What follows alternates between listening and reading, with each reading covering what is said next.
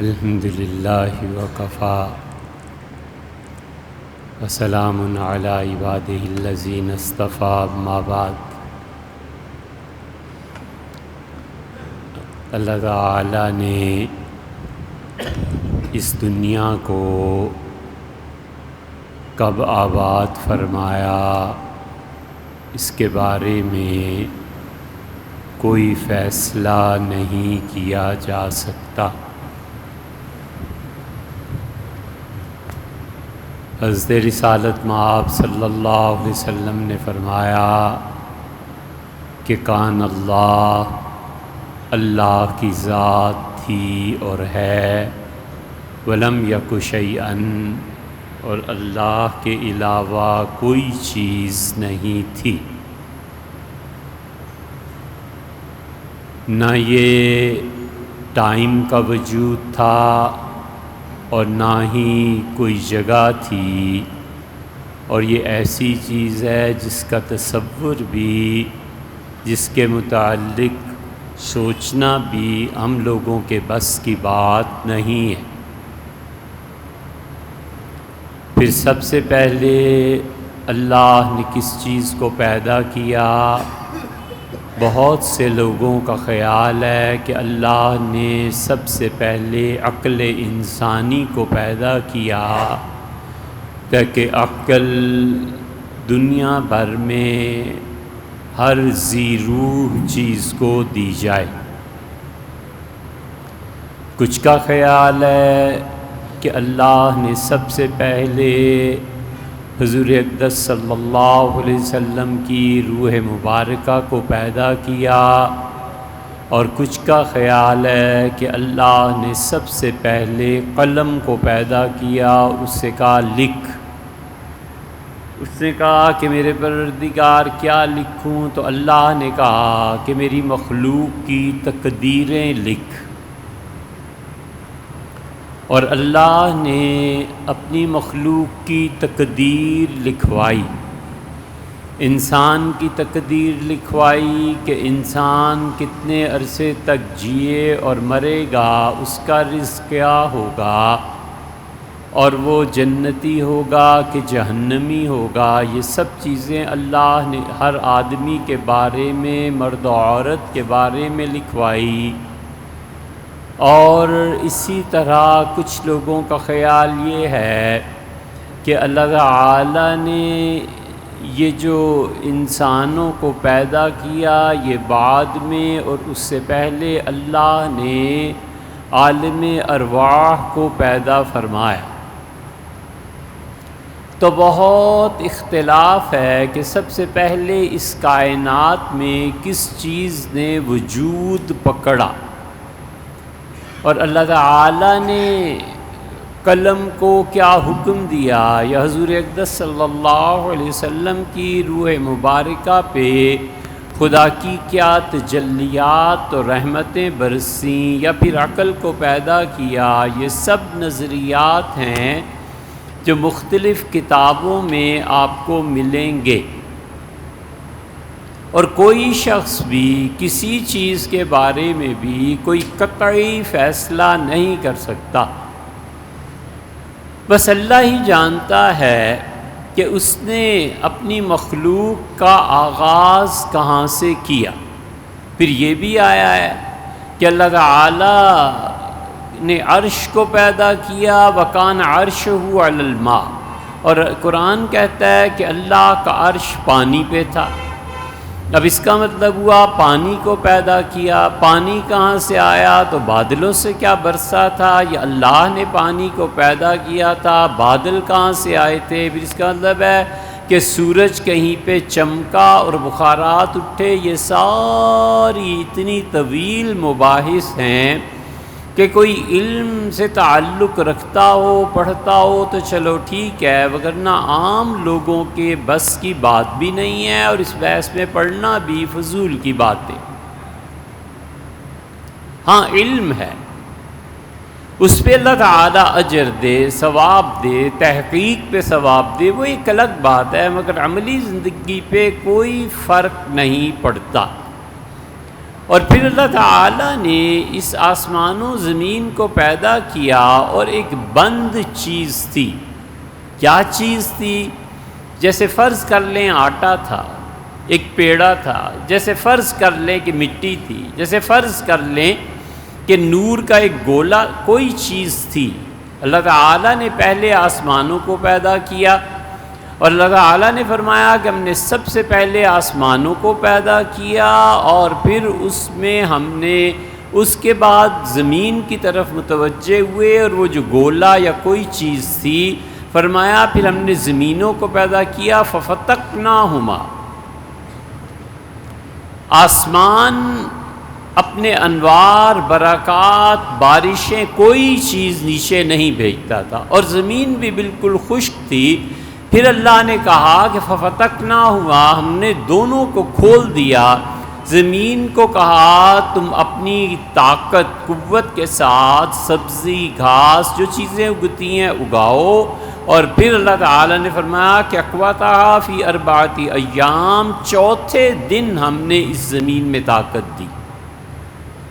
سوال للسائلین، اے نبی صلی اللہ علیہ وسلم جو آپ سے پوچھنا چاہتے ہیں کہ اس کائنات کا آغاز کیسے تھا، انہیں بتائیے کہ 2 دن میں ہم نے آسمان و زمین کیے، پھر 7 دن میں اللہ نے سارا پروسیجر، سارا کام پورا کیا، اور 2 دن میں قوتیں رکھی زمین میں، سونا، چاندی، کیا کیا ذخائر، کیا کیا چیزیں جو وقت کے ساتھ آگے جا کر کسی اور چیز کی شکل اختیار کر لیں گی۔ مٹی تھی، پھر سنگ مرمر بن گیا، مٹی تھی، پھر کچھ اور چیز بن گئی۔ کروڑوں اور اربوں سال میں یہ جا کر پورا پروسیجر ہوا، اور اللہ نے فرمایا کہ پھر اس کے بعد ہم نے 2 دن اور لیے، اور آسمان برسنے لگا، اور زمین تو 6 دن میں یہ کائنات بنی۔ والجبال ارساہا، اور یہ زمین ڈولتی ہوتی اگر ہم اس میں کیلیں نہ گاڑ دیتے۔ پھر ہم نے کیلیں گاڑ دی، یعنی بڑے بڑے پہاڑ پیدا کر دیے۔ والجبال ارساہا، پہاڑوں کو اس زمین میں پیوست کر دیا تاکہ زمین ڈولتی ہوئی تمہیں کہیں اور نہ لے جائے۔ اس لیے موجودہ سائنسدان کہتے ہیں کہ اللہ نے اس زمین کو باندھا ہے۔ جو خدا کو نہیں مانتا وہ بھی کہتا ہے کہ یہ زمین کشش سے بندھی ہوئی ہے، جکڑی ہوئی ہے، اور اگر اس کی تنابیں ٹوٹ جائیں، اس کے رسے ٹوٹ جائیں، تو 6 گھنٹے کے اندر اندر یہ پوری زمین جا کر سورج میں گرے اور جل کے دھواں بن جائے، ختم ہو جائے۔ کوئی جاننے والا بھی اس کائنات میں باقی نہ رہے کہ انسان نام کی بھی کوئی مخلوق کبھی آئی تھی۔ کبھی کوئی امریکہ، روس بھی ہوتے تھے، کبھی کوئی پاکستان، انڈیا، کچھ نہیں، سب جل کے راکھ ہو جائے۔ 6 گھنٹے کی مسافت پہ ہے سورج۔ اللہ کہتا ہے ہم نے باندھ دیا۔ والشمس تجری لمستقر لها، ہم نے سورج کو باندھ دیا۔ ہم نے کہا دیکھو سورج تمہارے لیے ایک راستہ مقرر ہے، اس راستے پہ چلنا ہے، اور چاند کو ہم نے پیدا کیا اور اس کا راستہ بھی بتا دیا کہ تم نے اس طرح چلنا ہے۔ للشمس ینبغی، سورج کی شان نہیں ہے، سورج ہو ہی نہیں سکتا کہ وہ کہیں تدرک القمر، چاند کو جا کے چھو لے۔ چاند کا اپنا آربٹ اور مدار ہے، سورج کا اپنا آربٹ اور مدار ہے۔ اللہ فرماتے ہیں کہ ہو ہی نہیں سکتا کہ چاند سورج کے راستے پہ اور سورج چاند کے راستے پہ۔ پھر اللہ نے وحی کی مختلف مخلوقات کی طرف۔ اللہ کہتا ہے وَأَوْحَىٰ رَبُّكَ إِلَى النَّحْلِ، تمہارے پروردگار نے شہد کی مکھی کی طرف وحی کی، اور اللہ نے کہا شہد کی مکھی فَاسْلُكِي سُبُلَ رَبِّكَ ذُلَلًا، تیرے پروردگار نے جو راستے تیرے مقرر کر دیے اس ہوا میں اسی پہ چلتی رہے۔ ثُمَّ كُلِي مِن كُلِّ الثَّمَرَاتِ أَنِ اتَّخِذْ فِي الْجِبَالِ بُيُوتًا، اور اپنے گھر بنانا پہاڑوں پہ، اور پہاڑوں پہ گھر بنانے کے بعد راستے دیکھ لینا جو ہم نے متعین کیے ہیں، اور پھر تم ہر طرح کے پھولوں کو چوسو اور ان میں جو کچھ بھی عرق پایا جاتا ہے وہ تم چوسو اور پھر وہ شہد میں تبدیل ہو جائے گی۔ اللہ تعالیٰ نے شہد کی مکھی کے بھی راستے مقرر کر دیے، اور پھر اللہ نے اس کائنات کو سجایا، اور اللہ نے اس کائنات کو سجانے کے بعد پھر اس کائنات کا دلہا حضرت آدم علیہ السلام کو بھیجا، آدمی کو۔ کیا آدم علیہ السلام سے پہلے بھی یہاں آدم تھے؟ کچھ لوگوں کا خیال ہے کہ ایک آدم علیہ السلام یہ تھے، اس سے پہلے بھی بتیرے آدم اس دنیا میں گزرے ہیں جن کی نسلیں ختم ہو گئی۔ ابن عربی رحمۃ اللہ علیہ نے غالباً فتوحات میں ہی لکھا ہے یا فصوص میں، بہرحال لکھا ہے فتوحات میں، وہ کہتے ہیں میں پہلی مرتبہ بیت اللہ حاضر ہوا تو طواف کے دوران میں نے دیکھا کچھ انبیاء علیہ السلام کو، ان کی روحیں آئی ہیں بیت اللہ کا طواف کرنے، تو میں کھڑا ہو گیا اور مجھ پہ وہ جہان کھلا جہاں پہ روحیں ہوتی ہیں۔ تو ایک نبی علیہ السلام نے مجھ سے کہا کہ تم کون ہو؟ میں نے کہا حضرت آدمی ہوں، آدم کی اولاد، ان کا ایک بیٹا۔ تو انہوں نے کہا کون سا آدم؟ میں نے کہا کیا اور آدم بھی تھے؟ انہوں نے کہا یہ آدم جو اب آیا ہے اس کی بات کرتے ہو؟ میں نے کہا جی۔ کہنے لگے ٹھیک ہے، یہ آخری آدم جو آیا تم اس کے بیٹے ہو، اس کے فرزند ہو، اور پھر وہ منظر ختم ہو گیا۔ اس لیے بہت سے لوگوں کا خیال یہ بھی ہے، اور بعض کہتے ہیں کچھ بھی نہیں، کوئی ایسی بات نہیں جو لڑائی جھگڑے کی ہو، لیکن کچھ لوگوں کو اس عالم ارواح تک رسائی جب ہوئی تو انہوں نے یہ انکشاف کیا کہ دنیا میں اس سے پہلے بھی آبادیاں پائی جاتی تھیں۔ اسی لیے قرآن ایک جگہ کہتا ہے کہ مکہ والے جو آپ کی مخالفت کرتے ہیں، ما بلغوا معشار، ان کے پاس تو اس کا 10%، 10ویں حصے تک بھی نہیں پہنچے جن قوموں کو ہم برباد اور تباہ کر چکے۔ پھر سیدنا آدم علیہ السلام سے بظاہر اور حوا سے اس کائنات کو اللہ نے بنایا، جنت میں رکھا، پھر جو کچھ بھی ہوا، پھر وہ زمین پہ آئے، اور زمین میں اللہ کا مقصد تھا کہ اس زمین کو آباد کرے۔ اللہ نے کہا خلق الموت والحیات لیبلوکم ایکم احسن عملا، ہم نے تمہیں پیدا کیا تاکہ ہم تمہیں آزمائش میں ڈالیں، بس زندگی پوری کی پوری آزمائش۔ 3 باتیں ہیں جو آدمی ان کو نہیں جانتا، ساری زندگی پریشان رہتا ہے۔ ایک تو زندگی آزمائش ہے، اور آزمائش میں کوئی راحت اور سکون نہیں ہوتا۔ جو امتحان کے کمرے میں بیٹھا ہوتا ہے یا جس کو امتحان دینا ہوتا ہے نا، اس کی دیکھو نیند کیسے اڑی ہوئی ہوتی ہے، مہینہ 2 مہینے پہلے ہی پریشانی کے امتحان ہے۔ اللہ کہتا ہے یبلوکم، ہم تمہیں آزمائیں گے، کس میں؟ ایکم احسن عملا، تم میں سے کون اچھے کام کرتا ہے۔ زندگی کا ٹارگٹ یہ ہے کہ میں نے ہر فیلڈ میں جہاں بھی جاؤں گا اچھے کام کروں، بس۔ دوسری بات یہ ہے کہ کوئی انسان سمجھتا ہے کہ محنت کے بغیر روزی مل جائے گی، بڑی بھول میں ہے۔ اللہ کا فضل ایک الگ چیز ہے۔ اللہ نے فرمایا لقد خلقنا الانسان فی کبد، ہم نے انسان کو پیدا ہی اس لیے کیا ہے کہ شدید محنت کرے، شدید محنت ہے شباب اپنے لہو کی آگ میں جلنے کا نام، سخت کوشی سے ہے پیدا، سخت کوشی سے ہے پیدا نہیں۔ علامہ اقبال کا مصرع ہے نا یہ، انگ بھی زندگی شہد بنتی ہے، سخت کوشی سے ہے پیدا تلخ آبگی، وہ ہے شعر دیکھ لینا۔ بہرحال علامہ اقبال نے یہ کہا اے شباب اپنے لہو کی آگ میں جلنے کا نام، سخت کوشی سے ہے تلخ زندگانی انگ بھی۔ شدید محنت کے بعد جا کر کہیں زندگی کی سختیاں آسانی میں تبدیل ہوتی ہیں. ایسے نہیں ہیں کہ پیدا ہو جائے اور آسانیاں ہی آسانیاں ہو. کوئی ذہنی کوفت میں، کوئی جسمانی کوفت میں، کسی کو جسم کے ساتھ، کسی کو روح کے ساتھ اس میدان میں سخت جد و جہد سے گزرنا پڑتا. اور پھر کوئی بھی آدمی اللہ کے اس پاک زمین پہ جس کا نام جنت ہے نہیں پہنچ سکتا جب تک کہ اس کی شدید آزمائش نہ ہو جائے.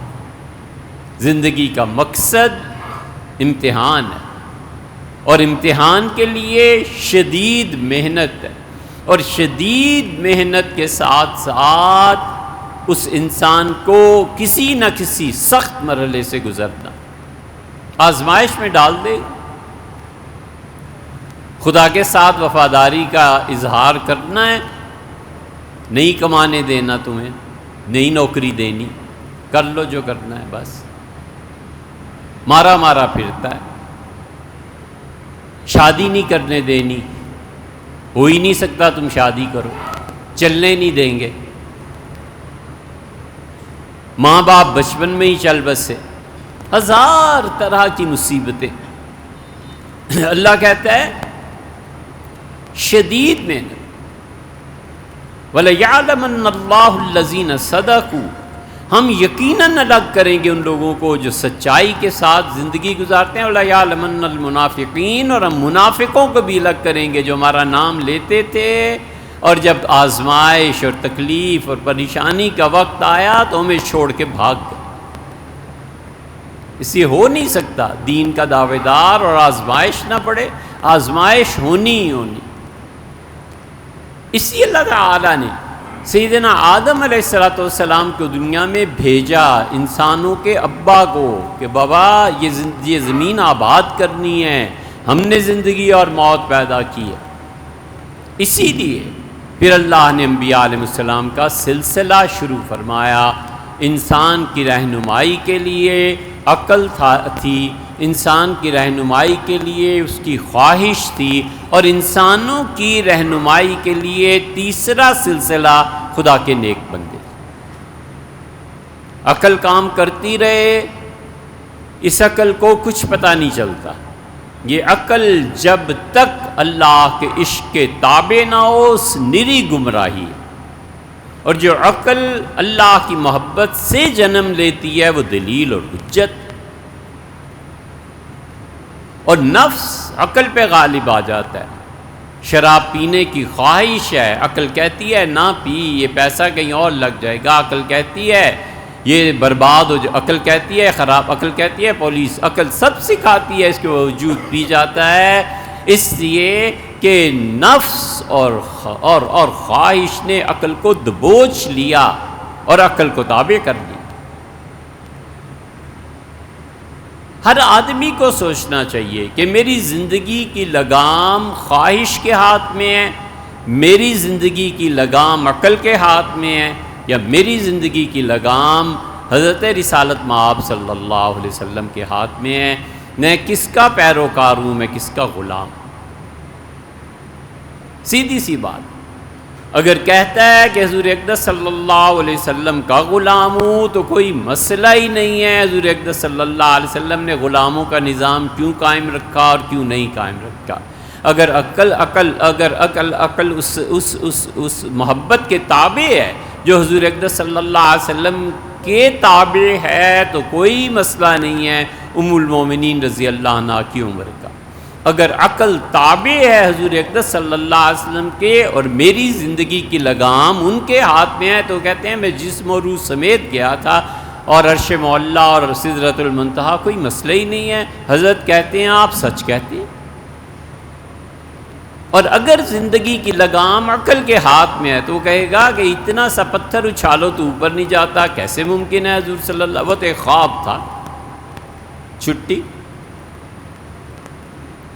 وہ رسول اللہ صلی اللہ علیہ وسلم کا وہ جہاد اور مسلمانوں کا خلفائے راشدین کا کیا انہیں کہا تھا ایران والوں نے کہ ان پہ چڑھ دوڑے؟ عراق والوں نے کیا ایسی مصیبت ڈال دی تھی کہ سیدنا ابو بکر رضی اللہ عنہ کے زمانے میں چڑھ دوڑے؟ یہ سب چیزیں عقلیات کی بنیاد پہ، جب لگام عقل کے ہاتھ پہ ہو، اور جب لگام حضور اقدس صلی اللہ علیہ وسلم کے ہاتھ میں ہو، تو پھر سیدنا عمر رضی اللہ عنہ نے اس سے پوچھا تھا، وہ فیصلہ اس کے خلاف ہو گیا تھا، وہ چلا گیا، اور سیدنا عمر رضی اللہ عنہ باہر نکلا مسجد سے تو کہنے لگا عمر سے اس فیصلے پہ نظر ثانی نہ کرا لے، اس صحابی رضی اللہ عنہ کا چلو نظر ثانی کرا لیتے ہیں۔ سیدنا عمر رضی اللہ عنہ کے پاس پہنچے، انہوں نے کہا کہ یہ بتاؤ یہ مقدمہ تمہارا حضور صلی اللہ علیہ وسلم نے سنا ہے یا نہیں؟ اس سے کہا سنا ہے، لیکن انہوں نے کہا فیصلہ کیا فرمایا؟ ان کا فیصلہ یہ کیا ہے کہ مجھے محروم کر دیا اور اسے زمین دے دی ہے یہودی کو۔ سیدنا عمر رضی اللہ عنہ نے کہا یہ فیصلہ فرمایا، ان کا کسی کی نہیں سنی، انہوں نے گردن اڑا دی اس کی، ان کا حضور صلی اللہ علیہ وسلم کے فیصلے پہ اعتراض کرتے ہو اور مجھے کہتے ہو کہ میں نظر ثانی کروں گی، ہے نظر ثانی، سیکنڈ اوپینین۔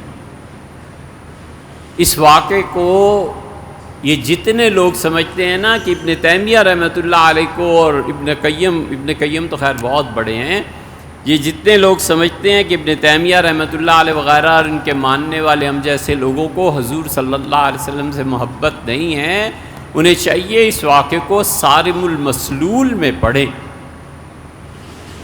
جب بس صارم المسلول کو پہلی دفعہ پڑھا اور شیخ الاسلام ابن تیمیہ رحمۃ اللہ علیہ نے اس پہ رسول اللہ صلی اللہ علیہ وسلم کے مخالفین کی جو خبر لی ہے اور جو انہوں نے انہیں جوتیاں رسید کی ہیں اور جو انہوں نے حضور صلی اللہ علیہ وسلم کی مدح کی ہے اور تعریف کی ہے، حضور اقدس صلی اللہ علیہ وسلم کا عشق چشموں کی طرح ابلتا ہے ابن تیمیہ کے قلم سے رحمہ اللہ۔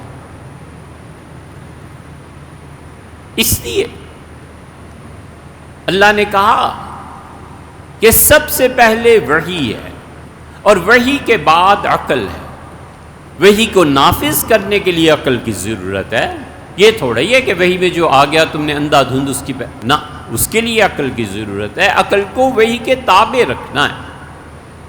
اسی لیے جہاں جہاں خلفائے راشدین نے عقل کو استعمال کر کے فیصلے کیے، حضور اقدس صلی اللہ علیہ وسلم کے فرمودات ہونے کے باوجود انہوں نے کہا نہیں، ایسے نہیں، ایسے یہ حکم اس وقت کے لیے تھا، یہ حکم ہمارے لیے ہے، یہ حکم نہیں ہے، اس کے بعد نہیں چلے گا۔ سب عقل کی بنیاد پہ، عقل سلیم کی بنیاد، قلب سلیم کی بنیاد، اور یہ سلسلہ چلا پھر۔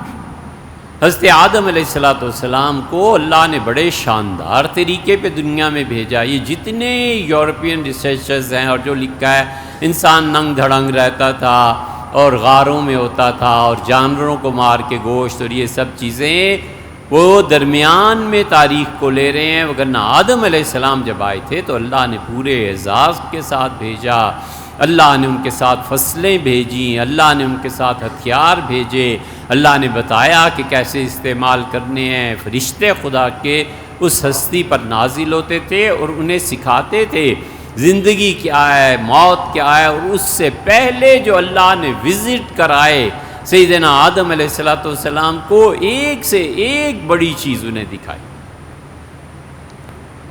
آدم علیہ السلام کو پیدا فرمایا اور کہا یہ دیکھو، اللہ کہتا ہے ہم نے ان کی پیٹھ پہ ہاتھ رکھا اور جتنی مخلوق تھی، آخری انسان جو بچہ پیدا ہوگا اس تک سب کو نکال کے باہر کھڑا کر دیا۔ ہم نے کہا یہ ہے تیری اولاد،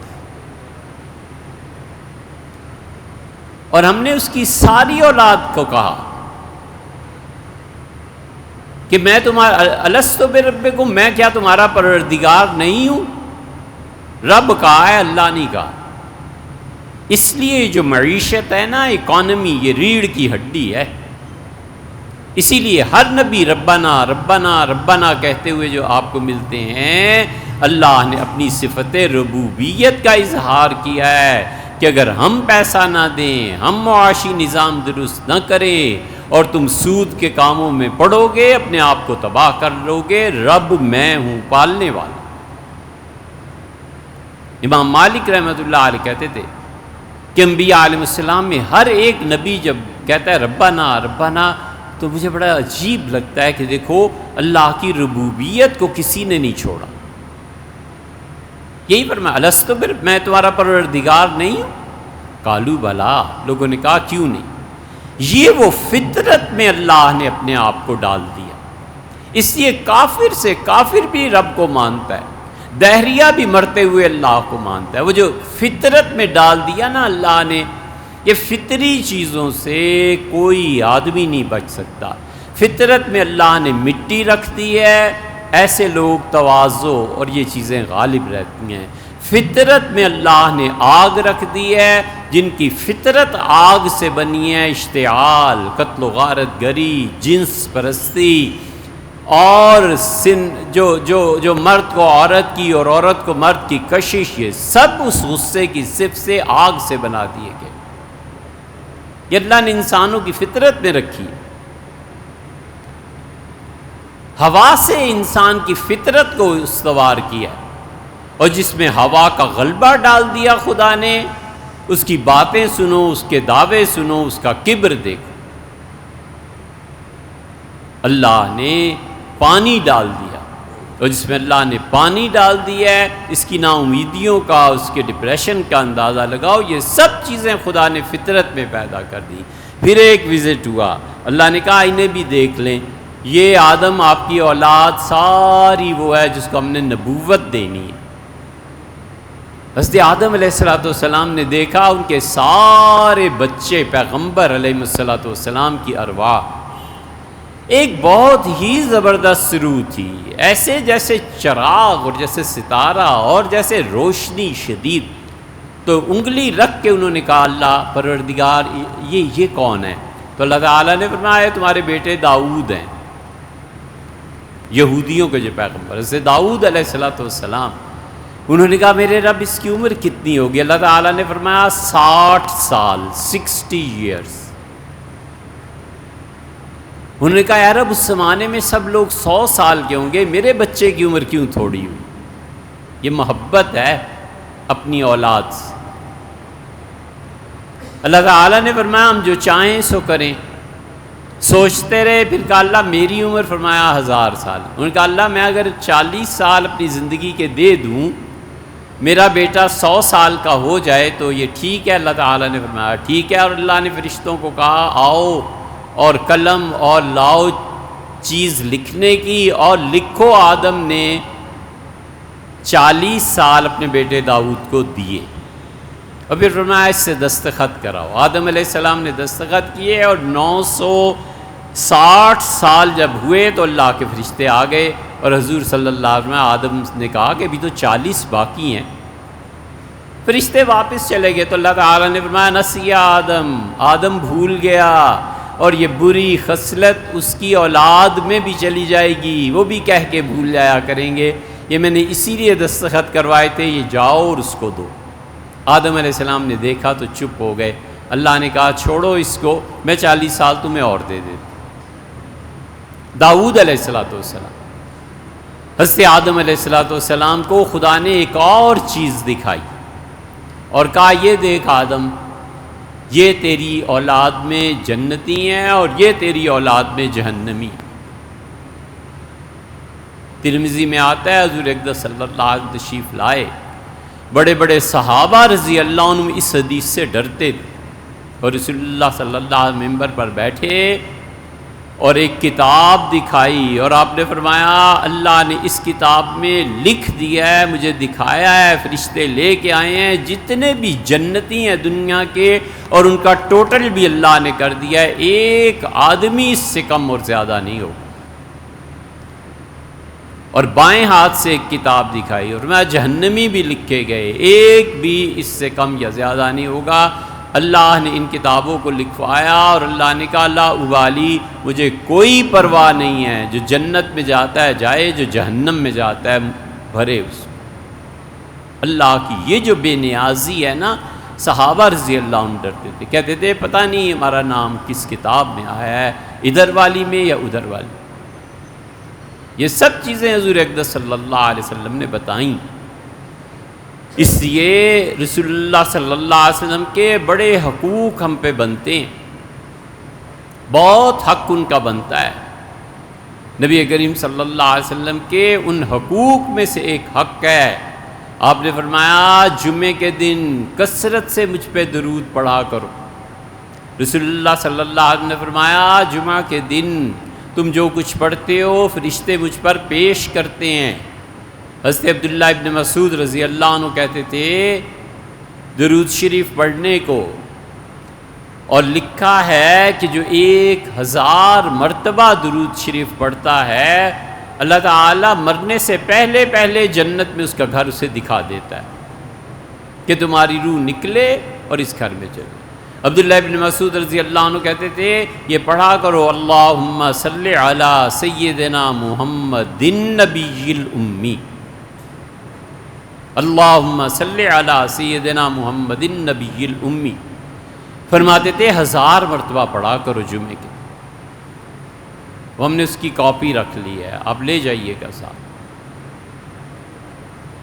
جمعرات کے دن مغرب کے بعد سے لے کے جمعہ کے دن مغرب سے پہلے تک جو 24 گھنٹے بنتے ہیں، جمعرات کے دن مغرب کے بعد پڑھ لے بیٹھ کے 1000 بار حضور صلی اللہ علیہ وسلم کے لیے، عشاء کے بعد پڑھ لے، سونے سے پہلے پڑھ لے، جمعے کی فجر کے بعد پڑھ لے، جمعے میں آنے سے پہلے پڑھ لے، جمعے کے بعد پڑھ لے، اور سب سے اچھا تو یہ ہے کہ جمعے کے دن عصر اور مغرب کی نماز کے درمیان پڑھ لے۔